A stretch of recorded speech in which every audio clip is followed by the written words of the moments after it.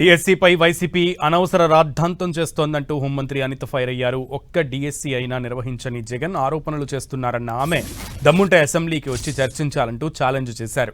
అమరావతిలోని TDP party కేంద్ర కార్యాలయంలో ప్రజలను కలుసుకున్న హోంమంత్రి అనిత వారి నుంచి వినతి పత్రాలు స్వీకరించారు.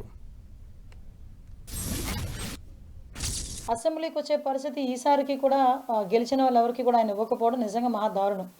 ఏ ఎమ్మెల్యేకైనా ఎమ్మెల్యేగా గెలిచి నియోజకవర్గంలో ఎమ్మెల్యే అవ్వటం ఎంత గొప్పో, ఆ నియోజకవర్గ సమస్యల గురించి మాట్లాడడం కానీ రాష్ట్ర సమస్యల గురించి మాట్లాడే క్రమంలో అసెంబ్లీలో అధ్యక్ష అనడం కూడా అంతే గొప్పగా ఫీల్ అవుతారు.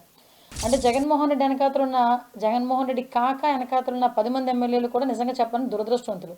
గెలిచి కూడా అధ్యక్ష అనుకోలేని పొజిషన్లో ఉన్నారు. నిజంగా వాళ్ళందరినీ చూసి జాలనిపిస్తుంది. కానీ నేను ఒకటి మాత్రం చెప్తున్నా, ఏదైతే ఈరోజు కావాలని రోడ్ల మీదకి వచ్చి లేనిపోని ఆరోపణలు చేసి నిందలు మోపుతున్నారో, నీకు నిజంగా ధైర్యం ఉంటే రండి, అసెంబ్లీకి రండి, అక్కడ చర్చించుకుందాం. అసెంబ్లీ కన్నా పెద్ద ప్లాట్ఫామ్ ఏదైనా దొరుకుతుందా జగన్మోహన్ రెడ్డికి? ఒక్క డిఎస్సి పోస్టు కూడా ఇవ్వని వాడికి అందులో అక్రమాలు ఎలా జరుగుతాయి, అక్రమాలు ఏం జరుగుతాయి ఏం తెలుస్తుంది?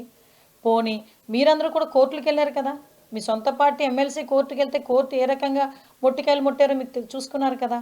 లోకేష్ గారి మీద బురద జల్లే కార్యక్రమానికి శ్రీకారం చుడతా ఉంటే లోకేష్ గారిని చూసి గొడ్డలి పార్టీలో ప్రతి ఒక్కరు కూడా వాళ్ళ నాయకుడితో సైతం అందరూ కూడా భయపడుతున్నారనే సంగతి చాలా క్లియర్గా అర్థమవుతుంది.